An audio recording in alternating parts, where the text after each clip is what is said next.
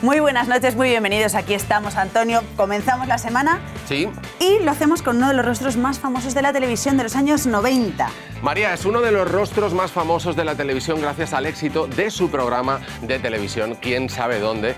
Y fue tal la popularidad que tuvo tanto el programa como él, que hasta se barajó incluso que fuese el presidente del gobierno. Esta noche vamos a ver cuánto hay de verdad en esta afirmación. Bueno, salieron unas encuestas. Por eso te digo. Bueno, sigue ligado al periodismo y a su lucha incansable de ayudar a las personas, a las familias que tienen a alguna persona, entre ellas algún familiar, alguna persona desaparecida. De esto y todo más lo vamos a hablar esta noche con Paco Lobatón. Muy buenas noches. Muy buenas noches, Paco. Bienvenido. Bienvenido. Sí, qué alegría, qué alegría. Qué alegría. Vamos a... Lecciones de periodismo yo creo que vamos a tener. Desde luego que sí. Lo primero de todo, gracias por subirse con nosotros a la azotea en 13. ¿Cómo está? Estoy bien. He superado, como estamos, creo, superando todos estos tiempos de pandemia. Estoy preocupado, como creo que estamos todos, golpeados por la guerra de Rusia contra Ucrania, una guerra injusta, injustificada, todo lo que se diga es poco, ¿no? Solo con el contrapunto emocionante de la respuesta solidaria que está dando el mundo entero y yo diría en particular la sociedad española. Desde luego que sí. Claro, le habíamos perdido un poquito la pista, pero es verdad, pues claro, ya no existe ese programa de televisión que hemos dicho en el arranque del programa y del que vamos a hacernos eco hoy en La Azotea, pero claro, tiene una fundación en la que de alguna manera también se ayuda a esas personas desaparecidas y a los familiares de las personas. Sí, la fundación toma de hecho sus siglas QSD Global, responde a quién sabe dónde, y retoma el compromiso que adquirimos. Lo digo en plural, no majestático, sino todo el equipo humano y profesional que trabajó en aquel programa nos sentimos concernidos por esta causa y digamos que tomamos el empeño de dar a conocer a la sociedad una realidad que era poco conocida y sin embargo de una profundidad tremenda en términos de sufrimiento, ¿no? Y de incertidumbre. Acaba de estar Paco ahora además en el Senado, bueno, porque no en vano es que 4.865, ese es el número de personas que se calcula que a día de hoy están desaparecidas en nuestro país. Y no hay una legislación específica, están un poco en un limbo legal, tanto las familias de esas personas, su derecho a que se siga investigando, se sigan buscando, como esas personas desaparecidas, ¿no? Sí, bueno, hay que decir que los datos estadísticos afortunadamente han empezado a existir desde un tiempo relativamente reciente, apenas hace 5 años, en 2017.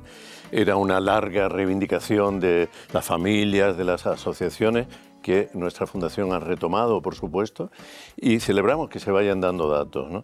Pero efectivamente, como apuntas, María, hay una situación que es la más importante, es la carencia de una ley específica, porque la desaparición es un hecho también específico, singular, no se puede asimilar a cualquier otra situación, por ejemplo, de un delito. Desaparecer no es un delito, y tras la desaparición puede haber un delito, pero habrá que demostrarlo, ¿no? Como puede haber una decisión voluntaria, pero también hay que demostrarlo, ¿no? Y eso requiere que haya una ley que se acompase a esa complejidad. Y no existe. Nos estamos moviendo con los resortes legales que vienen del siglo XIX, de la ley de enjuiciamiento criminal, ¿no? Con lo cual hay que actualizarlo. Claro, ¿y cómo se queda eso? O sea, ¿cuál es el procedimiento? ¿Hay algo? ¿Cómo se hace? Porque claro, ¿cuánto tiempo se está buscando una persona? Estamos viendo, pues porque muchos son casos muy mediáticos, que también depende un poco. Ahora mismo, ¿cómo se hace? ¿Depende del caso? Claro, depende, pero sobre todo hay que tener un marco legal que lo posibilite, ¿no? Que es de donde partíamos. En 2013 el Senado, donde hemos vuelto a estar este año acogidos por la institución, por la Cámara Alta, hemos vuelto a estar las familias y las asociaciones, pues se adoptó una determinación pero grande y rotunda a partir de una comisión especial diciendo que había que acabar con el caos legislativo. Pues ahora estamos en la víspera, creemos que se puede y se debe hacer en esta legislatura y antes de que se cumplan 10 años de esos trabajos que acabo de referir, para que haya una ley específica, un estatuto de la persona desaparecida. Y con eso se respondería a la pregunta y a la inquietud que está detrás de tu pregunta. ¿Cuánto hay que buscar? ¿Hasta cuándo hay que buscar? Pues hay que buscar todo lo que sea necesario de manera equitativa en relación con cualquier caso de desaparición y hasta que se resuelva.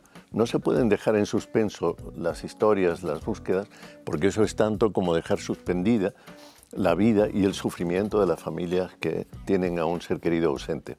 ¿Y hay algo que tengan en común? Estamos hablando de casi 5.000 personas que a día de hoy están desaparecidas en nuestro país. ¿Hay algo que podamos decir que tienen en común esos casos? Claro, fíjate, has mencionado una cifra que es de referencia, porque es una cifra en permanente evolución, ¿no? Hay casos que se resuelven y otros que no, pero va quedando un remanente anual de casos sin resolver o, lo que es lo mismo, búsquedas activas. ¿Qué tienen en común? Aparte del hecho de que no hayan sido resueltos, que las familias están sometidas a una situación de impacto emocional tremendo, de un trauma emocional muy fuerte que en un estudio precisamente premiado ahora en estos galardones que hemos entregado en el Senado, los doctores Aida de Vicente y Pablo Santamaría equiparan ahora que estamos sumidos en el eco, ¿no? En la onda expansiva de la guerra de Ucrania, pues es similar al impacto traumático que sufre la víctima de un conflicto bélico, ¿no? Lo que ocurre en el seno de un grupo familiar, de una familia, cuando una desaparición sobreviene sin causa conocida, sin causa aparente, ¿no? Paco, y desde la Fundación, ¿de qué manera se ayuda a las personas que han perdido, que han desaparecido, a los familiares de las personas desaparecidas? ¿De qué forma se le ayuda?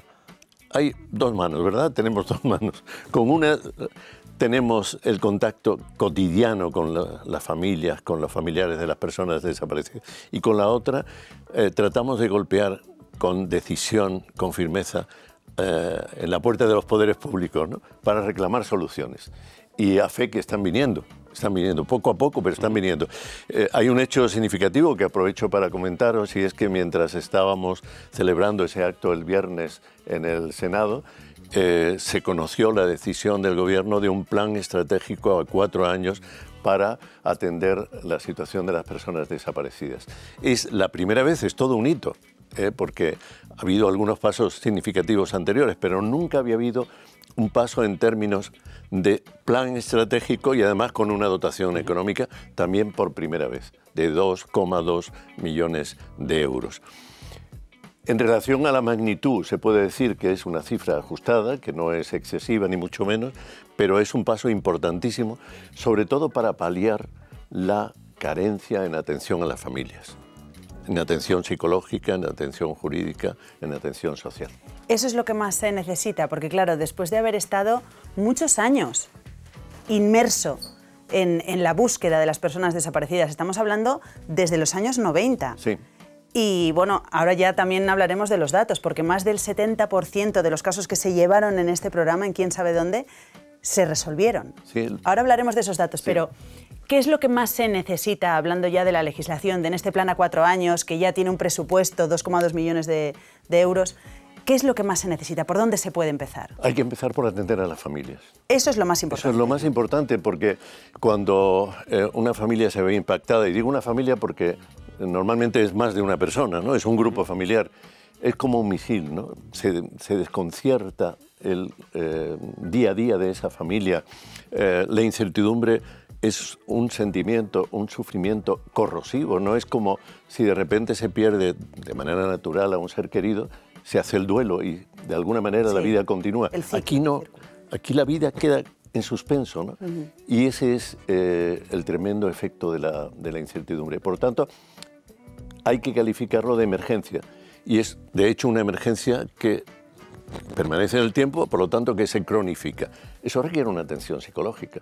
Vemos cuando hay algún desastre, algún siniestro importante, cómo los equipos de emergencia psicológico acuden. Bueno, pues que nos sirva eso de referencia. Esto es una emergencia que permanece en el tiempo y que por tanto requiere de una atención continuada. Hay expertos que dicen que lo ideal sería que hubiera un cuerpo policial especializado en la búsqueda y en el tratamiento de personas desaparecidas. Sin duda. No sé si hemos avanzado algo en esto, en esta historia, cómo está en estos momentos. Tú has referido, Antonio, a que hay expertos, pero son las familias las que lo vienen pidiendo. Desde hace tiempo, ¿no? Desde que yo tengo memoria, ¿eh? Sí. O sea, hace casi 30 años, ¿no? Cuerpos especializados, unidades especializadas, y son necesarias. En algunos de nuestros países del entorno europeo, como Bélgica, existen esas unidades. Aquí, sin embargo, lo que hay es dentro de los cuerpos policiales, sobre todo los más importantes en el ámbito estatal, que son, como he sabido, Policía y Guardia Civil, hay unidades con gran especialización, como por ejemplo la Unidad Central Operativa de la Guardia Civil o la UDEF en el caso de Policía Nacional, Ertzaintza, Policía Autónoma Vasca y Mossos d'Esquadra, también tienen equipos bastante especializados, pero no suficientes. Hay una necesidad de mayor especialización. Por cierto, la tercera Policía Autonómica, la Navarra, también tiene unidades, algunos de sus profesionales dedicados a este tema. Pero sí, la reivindicación histórica es esa, unidades especializadas precisamente por la singularidad que tiene una desaparición, ¿no? ¿Sabéis cómo les llaman los policías, los investigadores? A la escena de la desaparición, una escena fantasma, porque no hay elementos de donde tirar, ¿no? Es de una complejidad en términos de investigación tremendo, ¿no? Y requiere, fijaos, con esto no me quiero alargar, pero requiere no solo una gran especialización técnica, sino una gran motivación, que es lo que nosotros también queremos impulsar, ¿no? Que acudan a esas tareas personas, profesionales, que no solo tengan punto honor, como tienen la mayoría absoluta de los miembros de la Fuerza y Cuerpo de Seguridad, sino también una cierta vocación. Yo lo diría hasta con esa palabra, ¿no? Claro, porque cada vez que conocemos un caso de algún desaparecido, sabemos, porque nos lo dicen pues sobre todo los cuerpos especiales, la policía, la Guardia Civil, que las primeras horas son fundamentales y ellos saben perfectamente por dónde tirar. Y, los que lo conocen, claro, Paco, después de haber estado tantísimos años inmerso en esto, y lo que decíamos, quién sabe dónde, de los 1.500 casos que se llevaron, el 70% se ayudaron a resolver. Sí. ¿Qué es lo más importante? Bueno, en el caso de quién sabe dónde fue la gente, porque la gente llamaba y aportaba ayudaba. Pistas. Eso se llama colaboración ciudadana y tenemos un país, antes lo hemos comentado en relación a la respuesta ciudadana de la guerra de Ucrania, está siendo esa.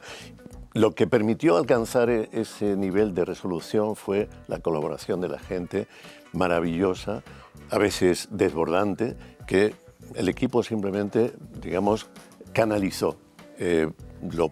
Ponía los datos en manos de la policía correspondiente y así se fueron resolviendo. De modo que eso es lo primero que nos falta, es decir, dar conocimiento de esta realidad públicamente, dar noticias y permitir que la gente siga pudiendo colaborar, como siempre hizo. En este hizo. caso, las redes sociales sí son un punto a favor. Pueden ser, pero es fundamental canalizarlas. Hoy contamos, por ejemplo, con un Centro Nacional de Desaparecidos. Las alertas que se publican frente a cualquier tentación de manipulación o de fake news, bueno, pues tienen hoy por hoy un aval en el Centro Nacional de Desaparecidos, ¿no? Cuando aparece ahí una alerta, ha sido previamente verificada con el cuerpo policial correspondiente, con lo cual, ¿qué tienen que hacer? ¿Qué tenemos que hacer desde las redes sociales? Potenciarlo y propiciar que la gente pueda echar una mano, ¿no? En la Fundación, desde luego, siempre hemos defendido que haya esa referencia principal y única para posibilitar la credibilidad, la confianza de la gente a la hora de brindar sus datos y su colaboración. Fíjate, Paco, que preparando el programa nos hemos encontrado con unas declaraciones suyas diciendo que ya no existe un programa como quién sabe dónde en la televisión, pero que no pasa nada, que para eso está también la fundación con el mismo nombre en la que usted trabaja. Pero claro, vamos a hablar de ese programa que, como yo decía, claro, revolucionó el panorama televisivo, sobre todo porque era algo que no habíamos visto nunca en televisión, en el año 1992, ¿no? Sí. Con el nacimiento de quién sabe dónde. Sí, bueno, yo he dicho que no pasa nada si pasa. Es mejor que haya un programa de televisión, sí, ¿no? O varios, por lo menos uno, ¿no? Y yo creo que en eso todas las televisiones tienen una responsabilidad social, ¿no? De modo que sí, porque es muy importante dar a conocer la realidad y propiciar la colaboración, ¿no? Pero sí, la Fundación, en cierto modo, lo que trata es pues, de recordar esta necesidad, de recordar las carencias que hay en el terreno operativo, en el terreno legislativo, ¿no? Y sí, en 1992 arranca ¿Quién sabe dónde? Por cierto, no fui yo quien la arrancó, lo arrancó Ernesto Sáez de Buruaga en la 2, lo hizo estupendamente bien. Tanto que la dirección de televisión dijo, bueno, esto pide... cambiar de canal. Cambiar a un canal con más público, con más tal. Y pasó a la primera y en ese momento yo fui requerido y bueno, pues acepté sin saber lo que a continuación iba a venir, ¿no? Que era para mí descubrir una realidad de una envergadura tremenda y que me cambió realmente la vida, ¿no? O sea que llega este formato televisivo, quién sabe dónde, a su vida y entonces de alguna manera la cambia también, porque entonces es cuando decide usted, después de esos años, seguir con esto, ¿no? Sí, seguir sí. en la búsqueda. Bueno, en realidad, fíjate, María, el compromiso nace ya cuando empiezas a estar ahí, al lado de esas historias humanas, que para mí eran un contraste tremendo respecto de mi trabajo periodístico anterior, que había sido hacer telediarios, hacer información laboral, ser responsable de la información parlamentaria, acudir a la Moncloa o seguir a los Reyes en algún viaje oficial, ¿no? Fíjate qué cambio tan rotundo, ¿no? De repente tenía una madre diciéndome, ayúdenme por favor a encontrar a mi hijo, o una frase que siempre me impactó muchísimo, ¿no? La que más, ¿no? La que me hizo tomar conciencia, si al menos supiera dónde llevarle flores, ¿no? Claro. En esa frase estaba un poco la expresión, ¿no? De la necesidad de poner término, de poner fin a la incertidumbre. ¿Cuántas horas de trabajo se llevaba ese programa a lo largo de la semana? Muchas. De hecho, yo comencé, porque el programa tiene su origen en Italia, que sigue existiendo desde aquellos años. Ininterrumpidamente. Ininterrumpidamente. Se llama Chi l'ha visto. Entonces viene a la 2, luego pasa a la 1. Y al principio yo lo compaginaba con la radio, ¿no? Con Radio Nacional, donde tenía un programa por la tarde, un programa vespertino. Entonces fue tal la demanda que fue viniendo al programa que me tuve que dedicar exclusivamente. Y era toda la semana dedicado a eso, ¿no? Y éramos además un equipo que no tenía precedentes, porque no era solo un equipo de muchos periodistas, realizadores, cámaras, sonidistas, infográficos, etcétera, sino que decidimos incorporar psicólogos, porque la complejidad de las historias lo demandaba, trabajadores sociales, de modo que fuimos un equipo multidisciplinar de casi 70 personas, 68. Ahí estamos viendo esas imágenes. Son las imágenes de la presentación de 1994 de Quién sabe dónde. Claro, ahí vemos, pues sí, ese equipo. ¿Quiénes estabais ahí? Pues mira, ahí está Baltasar, empezando por la derecha, Baltasar Magro, que era un periodista de una gran talla, siempre lo fue, pero Joan Ventura, que era el responsable de la edición de los reportajes, Paco Luis Murillo, que era mi colaborador principal y quien informaba desde la redacción donde estaba el resto del equipo, el realizador del equipo. Ese señor de bigote me suena a un chico que andaba en los 40 y Salvador a la izquierda. Me encanta el cartel de recién pintado. Recién pintado. El primer día, ¿no? de grabación o incluso Fíjate, antes. Sí, no había reparado. Sí. Bueno, sí, se ve, además hay una escalera allí detrás. Sí, se ve que estaban preparándolo todo. En realidad, en 1994 ya estamos en la segunda, no temporada. Las temporadas se medían por trimestre, ¿no? Ya estábamos en el segundo año consecutivo y habíamos cambiado efectivamente de decorado, de escenario. Íbamos incorporando... Claro, alguna cosa. Novedades. Sí, novedades, todo lo que íbamos aprendiendo. Claro. Paco, ¿le parece que hagamos un repaso de los casos más sonados, los que todos seguramente recordemos, porque los hemos vivido en televisión? Vamos a comenzar con el primero, que yo creo que fue uno de los que más llamó la atención a nivel mediático, el caso de las niñas de Alcácer.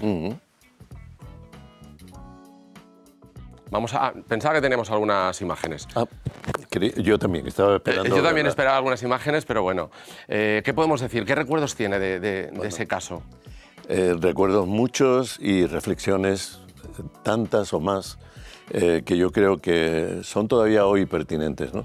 De hecho, hay una serie en Netflix que se ha dedicado al caso, en la que yo comparecí. De hecho, creo que de los periodistas que tuvimos alguna cosa que ver con toda aquella historia dramática, creo que fui el único que aceptó participar. Y yo recomiendo ese documental porque incorpora lo que he apuntado antes, una necesaria reflexión.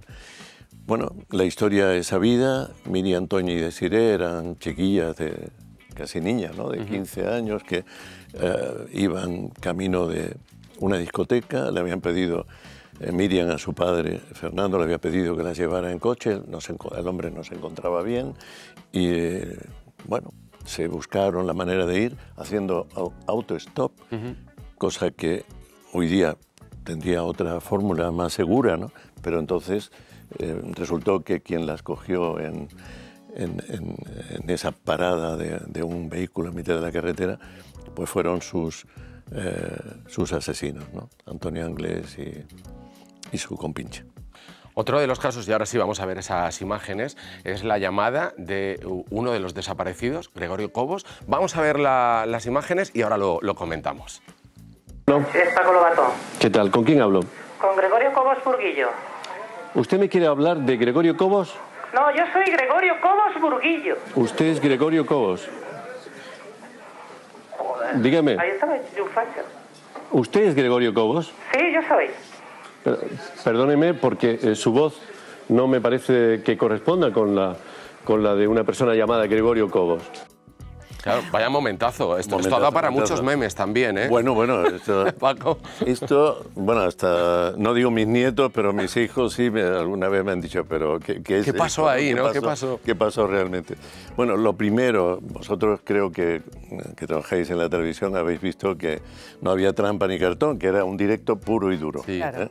En ese momento era la primerísima etapa del programa y el equipo era un equipo todavía, digamos, escaso, ¿no? Yo diría que incluso mínimo, ¿no? Con lo cual no había una gran red en la atención telefónica y a mí me llegaban las llamadas como esta, ¿no? Así, ¡pum! Directamente. Toros que salían así, a la plaza directamente. Entonces, esta historia, en realidad, durante mucho tiempo se asimiló a que era una persona que quizá tenía un problema de género, no sé qué. No. Resulta que un compañero en un programa de hace no mucho tiempo, hace como 3, 4 años, me hizo la sorpresa de llevar a Gregorio Cobos y resulta que Gregorio Cobos, tantos años después, primero, no me guardaba rencor, lo cual era muy de agradecer. Segundo, seguía teniendo la misma voz. Y simplemente había ocurrido que bueno, tenía esa voz, el hombre, y que se había enfadado con una hermana en Ubrique, que era su pueblo de origen, y se había marchado a Barcelona, a Cataluña, vamos, porque no era exactamente en Barcelona, sino en otra localidad. Y eso era todo. Pero, bueno, lo que quedó para...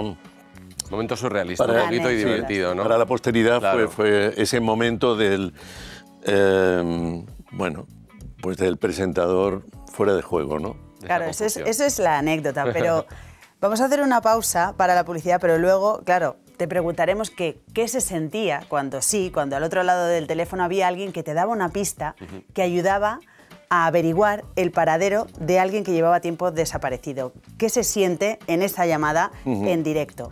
Pero antes, publi.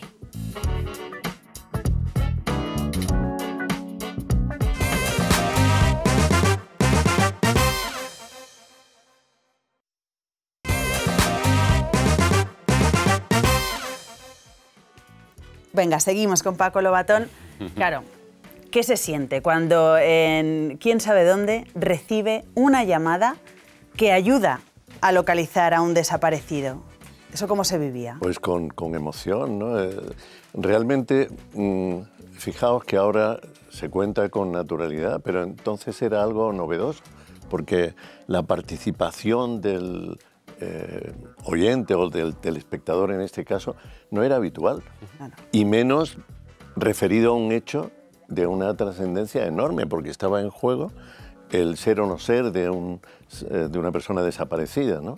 Es decir, que no estábamos jugando en un concurso de no sé qué tema divertido, ¿no? De puro divertimento, no, era un tema serio.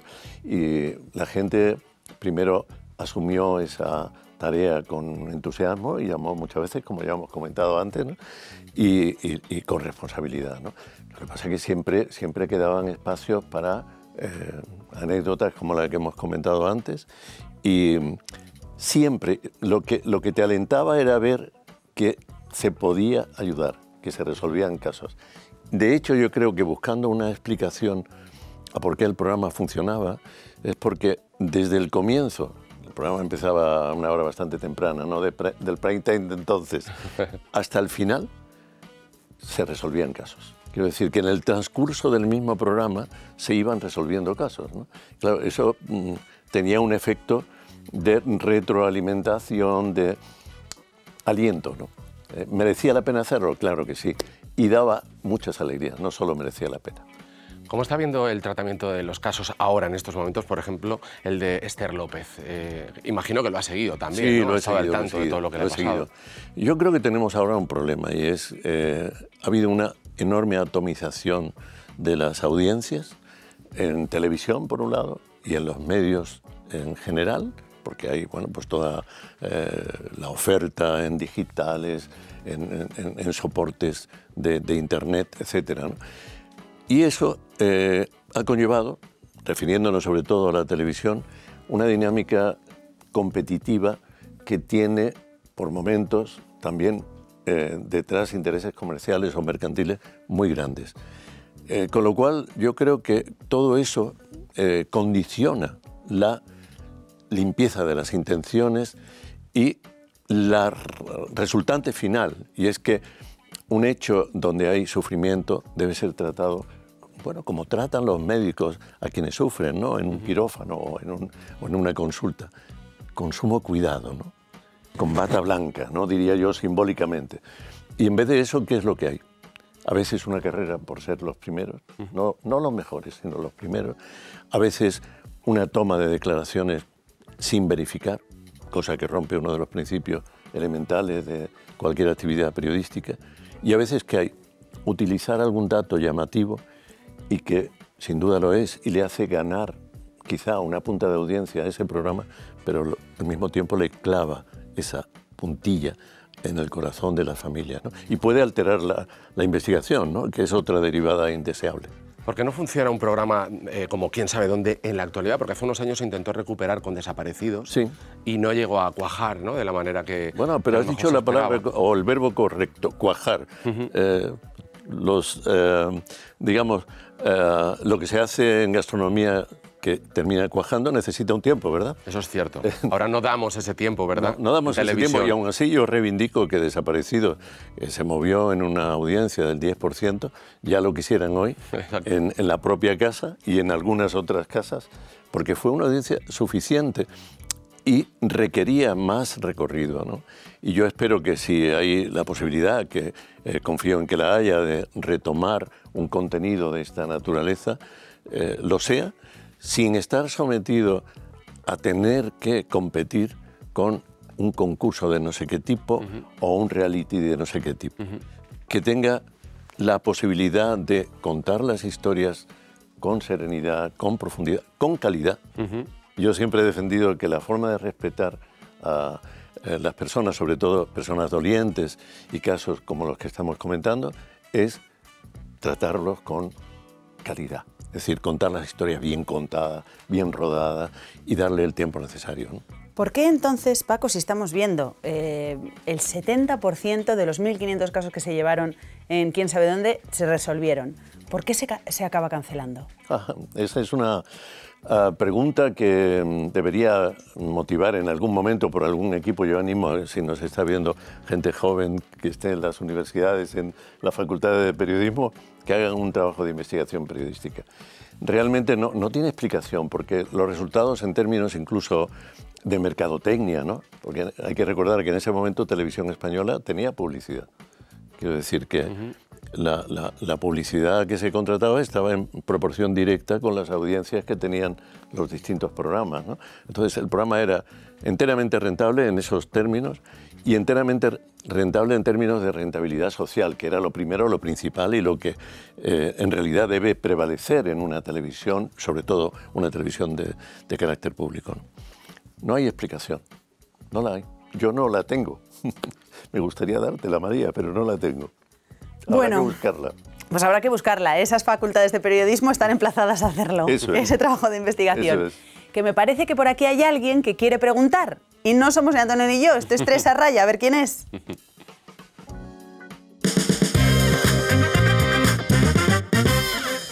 La primera que quiere preguntar, Maika Navarro. A ver, Maika. Muy buenas noches, queridos amigos de la azotea. Me encanta que desfilen por este programa amigos míos, porque eso me permite participar de manera indirecta haciéndoles preguntas. ¿Qué decir del maestro Lobatón? Yo, más que una pregunta, lo que voy a dar es las gracias. Las gracias por abrir el camino de una materia dentro del periodismo de sucesos, que es el de la búsqueda de los desaparecidos. Y sobre todo, mucho más que lo que implicaría la labor de participar también en esa investigación e informar del estado de las investigaciones policiales, es enseñarnos a todos a empatizar con los otros protagonistas de esas desapariciones y que se convierten al final en verdaderos protagonistas de las que son desapariciones de largo recorrido, de tiempo casi insostenible para ellos, que son los familiares de esos ausentes. Gracias por enseñarnos a escucharles, gracias por mostrarnos cómo hay que contar sin herir, estar cerca de ellos sin lastimar y entendiendo sus silencios e interpretando su dolor. Tengo que preguntarte, maestro, y me gustaría saber, igual lo has contado muchas veces, ¿cómo empezó todo? Empezó, sí, quién sabe dónde, pero ¿a quién se le ocurrió la idea? Te quiero infinitamente y gracias. Bueno, yo también la quiero infinitamente. Y además ha sido una de las galardonadas. Sí, lo ha sido, y precisamente lo ha sido por su trabajo hecho con profesionalidad y con sensibilidad desde hace décadas en La Vanguardia. Y yo la recuerdo además en reuniones de Intersos, que fue la primera asociación de familiares en Cataluña alrededor del caso de Cristina Bergua, impulsada por sus propios padres, y la recuerdo ahí, no solo ejerciendo de informadora, sino también de manera activa, solidaria y cómplice con las familias, ¿no? Bueno, ella nos ha hecho una pregunta que en parte hemos respondido, y conviene recordar que los autores originarios son unos señores de Italia, cuyo nombre yo no conozco, pero que dieron realmente con una necesidad, y la prueba está en que tantos años después sigue presente, más de 30 años, sigue de manera continuada. Qui l'ha visto, ese fue el origen. También debo decir que el trabajo inicial que hizo el equipo de Ernesto en la 2 fue formidable, y que si no hubiera sido por eso, seguramente nunca hubiera habido la oportunidad de hacerlo en la primera, ¿no? O sea que, querida Maika, esas son las premisas. Paco, ¿y cómo hacíais para que no os colaran una pista falsa? Porque imagino que en algún momento se daría el caso, ¿no? Sí, se dio algún caso. Pero fijaos, entre tantísimos casos, más de 1.500 tratados en antena, yo creo que fue uno de una falsa pista, y de un compañero que trabajaba desde Barcelona. Sí, pues le engañaron. Pero fue el único caso, entre 1.500 y... Pero no era lo normal, o sea que muy bien. No, en absoluto. Pues al principio lo hacíamos, yo creo que haciendo valer más la intuición que los recursos, porque éramos un equipo pequeño. Luego el equipo creció y había una distribución muy concienzuda entre el equipo de base, el equipo que trabajaba en la redacción, documentando y tal, y el equipo de campo, ¿no? Los reporteros. Con lo cual ya había muchas más posibilidades de filtrar y de contrarrestar y de contrastar, ¿no? Con lo cual no volvió a haber situaciones comprometidas. Paco, tenemos segunda pregunta que te la va a formular Cruz Morcillo. Querido Paco, después de una trayectoria tan larguísima en la que has hecho absolutamente de todo en el mundo del periodismo, ¿qué te ha supuesto en estos últimos años, sobre todo, el contacto directo con las familias de las personas desaparecidas, que te abran sus puertas, que te cuenten, bueno, que hayan sacado todo ese dolor que yo lo he visto para ti y cómo les ha ayudado? Un beso muy fuerte. Un beso, Cruz. Bueno, estáis aquí haciendo comparecer a grandes periodistas, y Cruz lo es, y lo es además en este territorio de los sucesos, de las situaciones, de los comportamientos humanos, límites, ¿no?, dentro de los cuales están las desapariciones de personas. Bueno, yo a Cruz le tengo que responder que, si bien en los tiempos de Quién sabe dónde yo tenía, un equipo con el que apoyarme, en la Fundación somos un equipo más humilde, más modesto, y por tanto la repercusión de las historias es mucho más directa. También influye que uno se va haciendo más mayor y en vez de hacer que las cosas te importen menos, te importan más, ¿no? Soy incluso más sensible. Estos días en el Senado, luego viajando con las familias hasta Motril para hacer un homenaje a María Teresa Martín, una chica cuya desaparición se van a cumplir 22 años, ¿no? Pues ha sido muy hermoso. Yo en las palabras que me tocó decir en el Senado, ¿sabéis cómo definía a los familiares de desaparecidos? Con un término, con 3 palabras que encontré en el lomo de un libro en el propio Senado, hablando de los navegantes que conquistaron el mundo, ¿no? Conquistadores de horizontes. ¿Y por qué conquistadores de horizontes? Por esto que los psicólogos llaman la resiliencia, ¿no?, que es la capacidad para sobreponerse al sufrimiento, a las dificultades, a los silencios y seguir adelante, ¿no? El rumbo es esperanza y la actitud es esa, ¿no? Ir conquistando horizontes, no dejarse nunca caer en el abismo de un vacío. No es fácil eso, ¿eh? De una ausencia sin noticias, ¿no?, como la mayoría de ellos están. Vamos a hablar también un poco de los inicios en esta profesión, que fue concretamente en Radio Jerez, donde presentaba un magazine, ¿verdad? Durante un par de años estuvo ahí. ¿Cómo recuerda esos comienzos? Bueno, imagínate, ¿no? Fue echar a andar. Hice más de un magazine. Empecé presentando programas de música folk. Estuve entre quienes presentaron las primeras fórmulas musicales, los 40 principales recién traídos por la cadena SER a España, ¿no? Pues ahí estamos viendo unas fotos, es de esa época, de ¿no? esa época, sí, sí. Ahí era un programa de madrugada. Joaquín Prat presentaba el de Radio Madrid y en las emisoras locales, en este caso Radio Jerez, pues hacíamos la réplica local, ¿no? Y ahí estaba.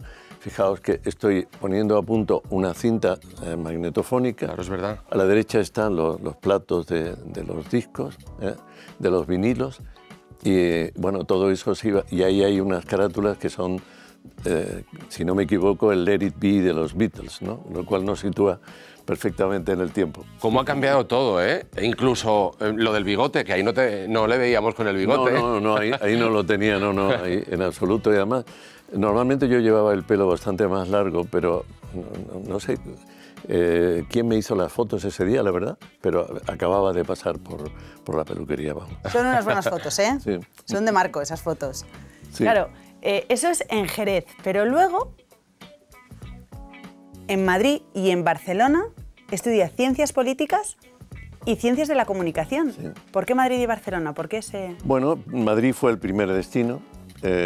Luego a Barcelona me llevaron asuntos del corazón. ¿Ah, sí? Sí, y bueno, pues empecé Ciencias Políticas en Madrid porque se había agotado el plazo para la Escuela de Periodismo, que era la que me tocaba a mí por edad, ¿no? La última promoción de la Escuela de Periodismo. Y entonces tenía que esperar a que empezara la Facultad de Ciencias de la Información de la Complutense. Y en la espera me recomendaron hacer Ciencias Políticas y empecé Ciencias Políticas. Y luego, ya digo, fueron temas del corazón, de los que me llevaron a Barcelona, y entonces seguí en la Universidad Autónoma de Bellaterra. Y esa experiencia en Barcelona bien también. Maravillosamente bien. Siempre he agradecido poder vivir en Cataluña y en Barcelona y comprender más de cerca la realidad que supone, ¿no?, la cultura catalana. Vamos a hablar de un año en concreto. Hablábamos antes del bigote. No sé si el bigote llega en un año, 1973, en el que estás en la cárcel. Además, conoces a Billy el Niño. Bueno, contado así, Antonio, no sé... No, parece como una anécdota, ¿verdad? Se queda en una anécdota. No, yo estoy en la universidad. Y entonces en la universidad queremos que haya un país donde se puedan decir las cosas, donde haya libertad. Y formo parte del movimiento estudiantil, que en ese momento era muy activo, muy intenso, y además estaba muy conectado con todo, con todas las movilizaciones de trabajadores, etc. Y en esa actuación, digamos, en esa actividad, yo soy detenido, y soy detenido a punta de pistola por un miembro de la Brigada Político-Social, Antonio González Pacheco, que era más conocido como Billy el Niño. Esa es la secuencia. Y entonces eso efectivamente termina primero por llevarme a la Puerta del Sol, actual sede de la Comunidad de Madrid, del Gobierno de la Comunidad de Madrid, y luego a Carabanchel, donde soy, pues sí, recluido por espacio creo que de unos 3 meses, hasta que viene el juicio, y en el juicio sufro una condena de, creo que inicialmente eran como de 5 años. Imaginaos, por haber intentado participar en una asamblea de profesores en nombre de los compañeros que me habían elegido para esa función, ¿no? Eso era todo, amigos. Claro. Esa era la España de Franco, de la dictadura franquista, contra la que los estudiantes de los años 70, anteriores y luego también posteriores, luchábamos para tener un país donde se pudiera expresar, claro, con libertad, ¿no? Lo que se pensaba, y se pudieran tener reuniones, asambleas. Y lo estamos viendo ahora además también con todo lo que nos llega de Rusia y de esos 15 años que se plantean de prisión para los periodistas que hablan en contra del régimen. Pero después de eso, cuando estábamos hablando de esa condena a 5 años de prisión, entonces recurre, y en ese tiempo que se prepara el recurso se exilia en Suiza. Sí. Me parece, en Ginebra. Sí. ¿Cómo se recuerda? O sea, es difícil ahora hacer memoria o quizá meterse en la piel de ese muchacho, de ese joven que se tiene que exiliar por eso tan injusto, que era simplemente por querer hacer una convención, una reunión. No, pero fue una ¿cómo decisión, se vive? No, pero fue una decisión muy deliberada. No claro, fue, claro. No fue una huida, fue una decisión muy deliberada. ¿Qué pasaba? Que yo había estado muy activamente por convicción, ¿no?, en la lucha del movimiento estudiantil. De repente verla interrumpida de una forma tan brutal, sí, para mí no era admisible. Además se me juntaba con el servicio militar, ¿no? Sí. Con lo cual la perspectiva era terrorífica. Entonces tomé la decisión de salir. ¿Y por qué Ginebra? ¿Por qué Suiza? Y concretamente la ciudad de Ginebra. Porque allí había un colectivo de ciudadanos españoles, de inmigrantes españoles de larga duración, con los que poder hacer un trabajo de información, de militancia democrática, ¿no? Y así fue. De hecho, en el tiempo que yo estuve, hasta que tras la muerte de Franco se posibilita el retorno de los que éramos exiliados. Un año después fue. Un año no, como 2 años y medio. Duró 2 años y pico en el exilio. Sí, porque yo salí en el 73 y volví, Franco muere el 20 de noviembre de 1975, y el primer indulto que otorga el rey Juan Carlos es, pues creo que en diciembre de ese año, ¿no? Y yo vuelvo con el primero de los indultos, que no es amnistía, es un indulto para personas como era mi caso, ¿no? No teníamos ningún delito más que el haber intentado ejercer la libertad de expresión. Vamos a volver un poco al programa Quién sabe dónde. Decíamos antes que eran audiencias millonarias. Lo decíamos incluso en la presentación María y yo, que querían que fuera el presidente del gobierno. ¿Qué es esto? ¿Cómo surge esto? Bueno, estos son efectos colaterales, les llamaría yo, ¿no? De la fama, ¿no? Bueno, sí, de la notoriedad, ¿no? Yo siempre distingo, en eso siempre cito a mi padre, ¿no? Porque él decía, la fama es la que merecen las personas que son bien consideradas, ¿no? En realidad fama es buena fama, ¿no? Luego se ha desvirtuado con lo de famoso, famosillo y tal, no, pero la fama es eso. La notoriedad es otra cosa. Si tú estás en un medio que ven millones de personas, pues eres notoriamente conocido, inevitablemente conocido, ¿no?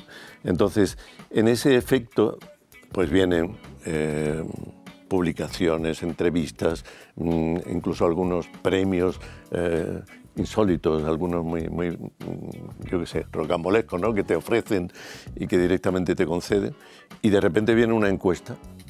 No le quiero quitar importancia, pero en fin, una encuesta en la que preguntan y resulta que sí, pues algo mencionado como un posible buen candidato para... Presidente del gobierno. Las encuestas tienen su importancia, lo estamos viendo, unas más que otras, también es verdad. Sin duda, sí, sí. Pero en fin, yo siempre, primero, lo he tomado con distancia, por supuesto, porque tomarlo de otra forma sería ser un poco tonto, ¿no? O, no sé, incurrir en una soberbia, ¿no? Inadmisible. Pero si algo de fondo había en eso, es que realmente en el programa lo que hacíamos es resolver problemas, ¿no? y hacer una mediación amable. Y yo creo que este país siempre ha valorado, ¿no? Este país que somos todos, la gente de este país siempre ha valorado el hacer las cosas con un gesto amable, ¿no? Y yo creo que eso fue seguramente lo que dio ese resultado. Bueno, seguramente. Rocambolesco. Pero en cualquier caso ahí estaba, y eso era una encuesta. Ahí estaba. Muchísimas gracias, Paco Lobatón, por haber estado con nosotros. Mucha suerte. A vosotros. También mucha suerte con ese quién sabe dónde que todavía sigue ayudando a muchísimas, sobre todo familias de esas personas desaparecidas y a los desaparecidos también cuando se encuentran. Muchísimas gracias. Gracias, María. Gracias, Antonio. ¿Tiene ganas de volver a la televisión? ¿Volvería? Yo nunca me he ido, en realidad. O sea que, bueno, estamos en televisión. Eso es cierto, eso es cierto. Y la verdad que le agradecemos su presencia aquí encantado. en La Azotea. Gracias por Gracias. Y es su casa.